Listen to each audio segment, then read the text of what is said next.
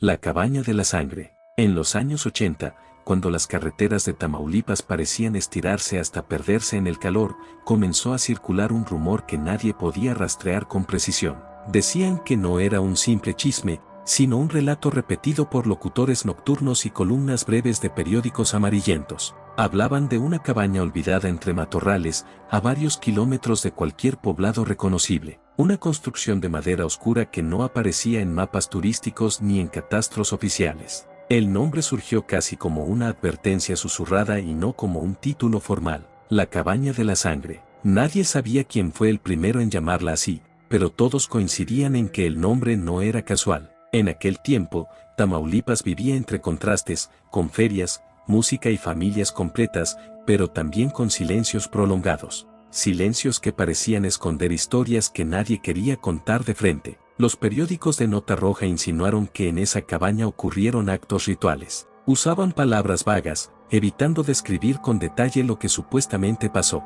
Hablaban de símbolos extraños dibujados en madera y de veladoras consumidas hasta la base. Nunca publicaron fotografías claras del interior, solo imágenes borrosas tomadas desde lejos, como si el ente también tuviera miedo. Algunos reporteros aseguraban que los hechos habían sido investigados y cerrados rápidamente. Otros decían que nunca hubo un expediente formal. La cabaña, según el relato popular, apareció de pronto y luego desapareció de los registros. Un campesino afirmó haberla visto por primera vez al buscar una res extraviada. Dijo que el aire alrededor se sentía pesado, como si el calor se concentrara ahí. Aseguró que escuchó murmullos, aunque estaba completamente solo. Cuando regresó con más gente, la cabaña parecía más vieja de lo que recordaba. Las tablas crujían aún sin viento. Nadie quiso entrar ese día. Con el tiempo, la historia se extendió a camioneros que recorrían rutas secundarias. Algunos juraban ver una luz tenue entre los árboles durante la madrugada. Otros decían que el motor se les apagaba justo al pasar cerca. Siempre en el mismo tramo. Siempre sin explicación mecánica. Los locutores de radio nocturna empezaron a mencionar el lugar con voz grave. Decían que no recomendaban desviarse, ni siquiera por curiosidad.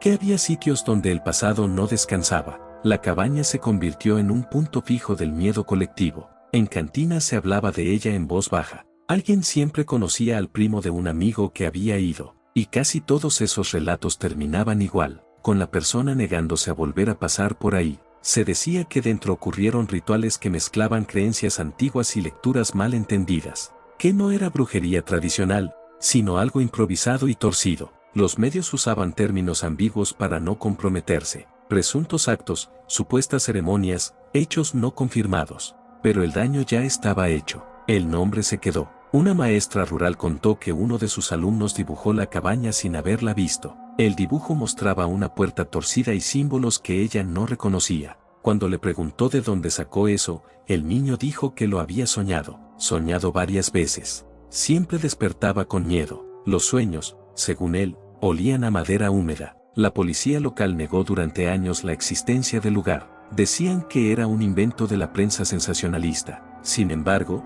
algunos agentes admitían fuera de grabadora que algo pasó ahí, que hubo un operativo del que nunca se habló, que ciertos archivos fueron sellados. La cabaña, decían, fue quemada o desmontada, pero quienes transitaban la zona aseguraban que seguía ahí, tal vez no físicamente, tal vez de otra forma. Un periodista retirado confesó décadas después que recibió amenazas al investigar el caso. Le pidieron que dejara de hacer preguntas, que olvidara el nombre, que pensara en su familia. Optó por escribir sobre otra cosa, pero nunca pudo olvidar la sensación que tuvo al acercarse al lugar. Describió un silencio antinatural, ni insectos, ni aves, como si todo evitara ese punto exacto. Con el paso de los años, la historia se volvió leyenda. Algunos jóvenes intentaron encontrar la cabaña como reto. La mayoría regresaba sin nada. Un par volvió pálido, negándose a hablar. Solo decían que ahí no había nada, y eso era lo peor.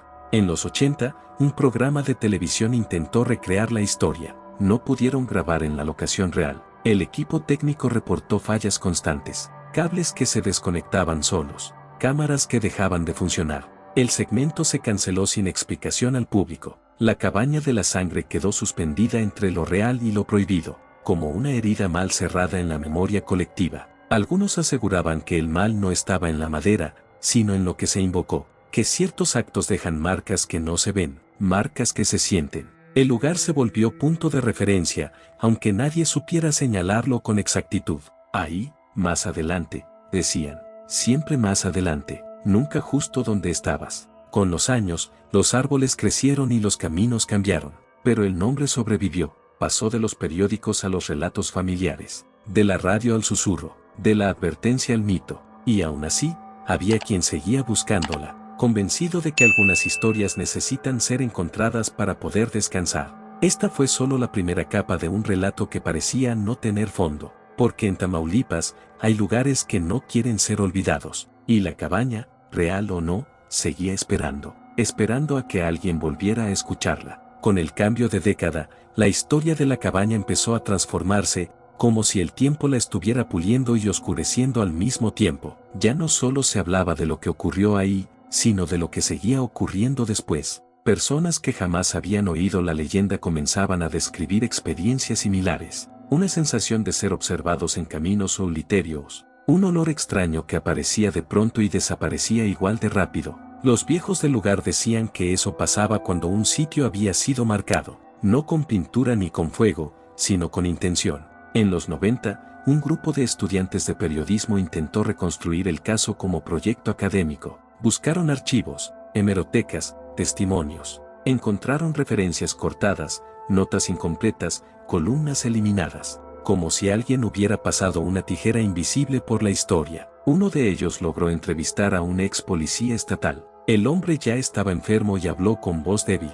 Dijo que si hubo un operativo, que llegaron de madrugada, que nadie quiso ser el primero en entrar. No dio detalles, solo repitió que el lugar no se sentía normal. Según él, no encontraron personas vivas cuando llegaron. Tampoco quiso decir que encontraron. Cambió de tema de inmediato. A los pocos días, falleció. El equipo de estudiantes abandonó el proyecto. Dijeron que era por falta de material, pero uno confesó años después que empezó a tener pesadillas. Siempre el mismo escenario. Una cabaña que respiraba como si fuera un ser vivo. Las paredes crujían como huesos viejos. Y una sensación constante de no estar solo. Mientras tanto, en comunidades cercanas, la cabaña comenzó a aparecer en rezos improvisados. Algunas personas pedían protección al pasar cerca. Otras dejaban objetos pequeños al borde del camino, no como ofrenda, sino como distracción, como si algo pudiera seguirlos y se detuviera al encontrar otra cosa. Un camionero contó que una noche vio la cabaña claramente,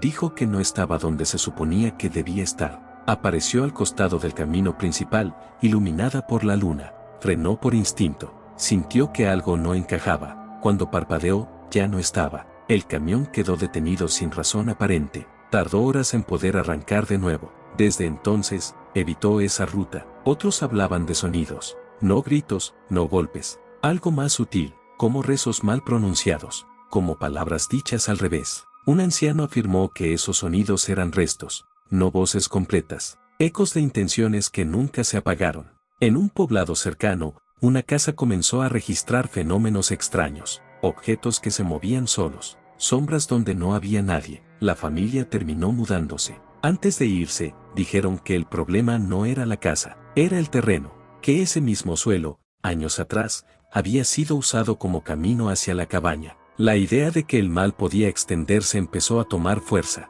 que no estaba contenido en un solo punto, que se filtraba lentamente, como humedad.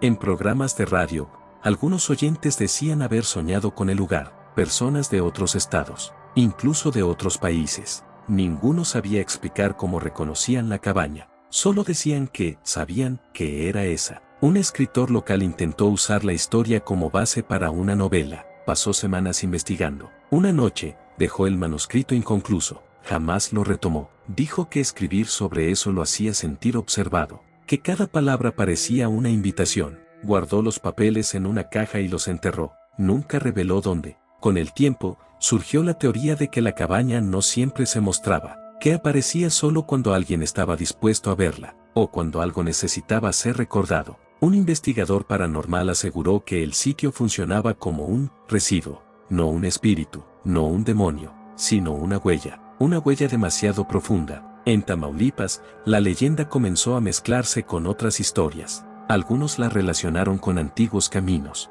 otros con rituales previos a la colonización, pero los más cautelosos decían que no era tan antigua. que era reciente, y eso la hacía peor, porque significaba que el mal no era cosa del pasado, sino algo que todavía sabía pronunciar nombres. Un joven afirmó que al acampar cerca del área, escuchó que alguien lo llamaba, con la voz de su madre. Cuando respondió, el sonido se apagó. No volvió a dormir esa noche. Al amanecer, encontró marcas en el suelo alrededor de su tienda. No quiso describirlas, solo dijo que no parecían de animales. La cabaña, según los rumores, ya no era solo un lugar, era una idea persistente, una presencia que se adaptaba, que cambiaba de forma según quien la recordara. Algunos aseguraban que había sido demolida varias veces, que cada intento terminaba mal, accidentes, errores, gente que renunciaba de pronto, como si algo se resistiera a desaparecer del todo. Un sacerdote local fue consultado en secreto, dijo que no todo puede bendecirse,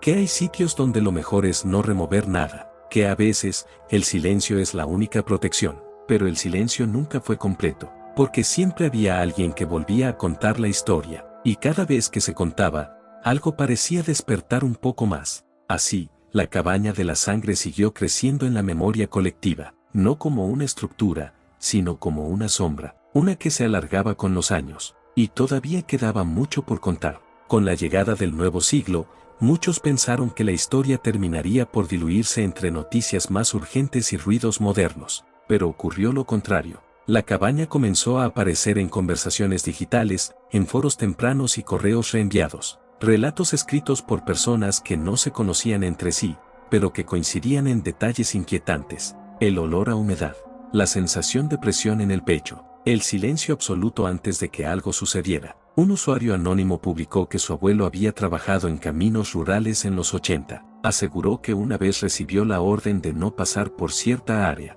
No hubo explicación, solo una advertencia directa. El abuelo obedeció sin preguntar. Dijo que los que preguntaban no duraban mucho en el puesto. Otro testimonio hablaba de un grupo religioso que intentó limpiar el lugar. No era una secta conocida, más bien un conjunto improvisado de creyentes. Nunca regresaron completos. Los que volvieron no quisieron hablar del tema. Se limitaron a decir que algunas cosas no quieren ser expulsadas, sino atendidas. En una ocasión, un mapa satelital mostró una anomalía en una zona boscosa de Tamaulipas. Nada concluyente, solo una forma irregular que no coincidía con el entorno. Al poco tiempo, esa imagen desapareció de la plataforma. Fue reemplazada por una toma borrosa, como si alguien hubiera pasado un dedo por encima. Algunos tomaron eso como prueba, otros como coincidencia, pero la duda quedó sembrada. Un guardabosques afirmó que los animales evitaban un perímetro específico. No importaba la estación, ni la hora. Era como si existiera una frontera invisible. Ni siquiera los insectos parecían cruzarla. Cuando intentó marcar el área con estacas, estas desaparecieron. Nunca supo cómo, ni quién. En pueblos cercanos, comenzaron a circular reglas no escritas. No detenerse de noche, no responder voces en el monte, no seguir luces solitarias. Muchos jóvenes crecieron con esas advertencias sin saber su origen. Las aceptaban como parte del paisaje, como se acepta una curva peligrosa o un río crecido. Una mujer relató que su hijo empezó a hablar de la casa que respira. Nunca le mostró imágenes, nunca le contó la historia, pero el niño describía tablas, una puerta mal alineada y un interior más grande de lo que parecía por fuera. Cuando lo llevaron a la ciudad, dejó de hablar del tema, como si algo se hubiera quedado atrás. Un investigador universitario propuso que el fenómeno era psicosocial, un miedo heredado, una sugestión colectiva. Intentó demostrarlo con entrevistas. Al final, admitió que había algo que no encajaba, demasiadas coincidencias, demasiadas personas describiendo lo mismo sin contacto previo. En una grabación de audio encontrada años después, se escucha un sonido extraño.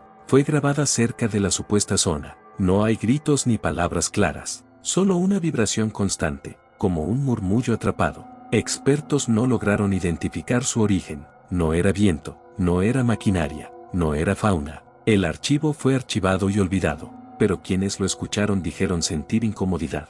Algunos apagaron el reproductor antes de que terminara. Un hombre que decía haber encontrado la cabaña aseguró que no pudo acercarse. Cada paso hacia adelante lo mareaba. Sentía que el suelo se inclinaba, que el aire se volvía espeso. Retrocedió por instinto. Al darse la vuelta, ya no estaba seguro de hacia dónde había venido. Caminó horas antes de encontrar el camino. Nunca volvió a intentarlo. Con el tiempo, se empezó a decir que la cabaña no castigaba la curiosidad, castigaba la intención. No era lo mismo buscar por juego que buscar por necesidad. No reaccionaba igual ante todos. A algunos los ignoraba, a otros los marcaba para siempre. Un locutor veterano confesó que cada vez que mencionaba el nombre al aire, algo fallaba en la cabina. Micrófonos que se apagaban, luces que parpadeaban, productores que le pedían cambiar de tema. Dejó de hacerlo. Dijo que no valía la pena tentar a algo que no entendía. La cabaña comenzó a ser llamada de otras formas. La casa que no está, el punto ciego, el lugar sin pájaros. Pero el nombre original seguía siendo el más fuerte, como si tuviera peso propio, como si al decirlo, algo escuchara. Algunos creían que el sitio necesitaba ser recordado para mantenerse, otros pensaban lo contrario, que cada mención lo hacía más real, más cercano, más presente. En reuniones familiares, alguien siempre pedía cambiar de tema, como si hablar demasiado pudiera traer consecuencias, como si el recuerdo fuera una puerta entreabierta, y aún así, nadie podía evitar que la historia continuara, porque había algo en ella que no se cerraba, algo que seguía incompleto, como una frase interrumpida, como un ritual que nunca terminó. La cabaña de la sangre seguía ahí, no en el mapa, sino en la memoria, esperando. Y todavía faltaba entender por qué. Con los años, la insistencia de la leyenda empezó a afectar incluso a quienes intentaban mantenerse al margen. Personas que jamás buscaron información terminaban oyendo el nombre en momentos inesperados, en una conversación casual, en una transmisión lejana de radio, en sueños que no parecían propios. Un antropólogo que estudiaba mitos fronterizos llegó a Tamaulipas con la idea de no involucrarse emocionalmente. Su enfoque era académico, distancia, análisis, contexto. Sin embargo, tras semanas de entrevistas, comenzó a notar un patrón inquietante. Cada vez que alguien hablaba de la cabaña, bajaba la voz de forma instintiva, como si temiera ser escuchado, incluso en espacios cerrados, incluso a plena luz del día. El antropólogo escribió en su cuaderno que el miedo no estaba ligado a un hecho específico, era difuso, persistente, como si la amenaza no tuviera forma definida. Una noche, revisando grabaciones, notó un sonido de fondo que no recordaba haber escuchado. No era interferencia, era un pulso lento, rítmico. Decidió no usar ese material, lo archivó sin explicación. En un rancho cercano al área señalada por rumores, un pozo antiguo empezó a generar inquietud. El agua tenía un sabor metálico, los animales se negaban a beber de ahí. Un anciano dijo que ese pozo no siempre estuvo ahí, que apareció después de aquellos años. Nunca explicó a qué se refería, solo recomendó taparlo. Cuando lo hicieron, el olor persistió por semanas. En escuelas rurales, algunos maestros prohibieron contar la historia en clase, no por incredulidad, sino por experiencia. Decían que cada vez que los alumnos hablaban del tema, ocurrían incidentes extraños, desmayos repentinos, niños que decían ver sombras, ataques de pánico sin causa aparente, nada grave, pero suficiente para sembrar alarma. Un médico de Lynch relató que atendió a varias personas con síntomas similares: insomnio, ansiedad, sensación constante de persecución. Todos vivían o transitaban cerca de la misma zona. Cuando intentó reportarlo como posible fenómeno ambiental, el informe nunca avanzó. Se quedó detenido en trámites, como si no fuera prioritario, o como si alguien prefiriera que no se investigara más. Un grupo de exploradores urbanos llegó una vez con cámaras y equipo moderno. Transmitían en vivo. La señal se perdió al acercarse. El video quedó incompleto. Solo se conserva un fragmento donde uno de ellos dice que el lugar no encaja. Después, estática. Ninguno volvió a hacer transmisiones similares. Uno cerró su canal, otro cambió de temática. Nunca dieron explicaciones. Comenzó a decirse que la cabaña no necesitaba mostrarse completa, bastaba con sugerirse, con alterar rutas, con provocar errores pequeños, un camino mal tomado, un recuerdo confuso, una decisión que no se entiende del todo. Algunos lugareños aseguraban que el sitio se alimentaba de atención, no de sangre, no de actos, sino de memoria. Cada persona que pensaba en ella dejaba algo atrás, un fragmento mínimo, pero acumulativo. Por eso, decían, nunca desaparecía del todo. Una mujer mayor afirmó que en los 80 escuchó cánticos lejanos. No los entendía, no parecían en ningún idioma conocido, pero sentía que no estaban dirigidos a personas,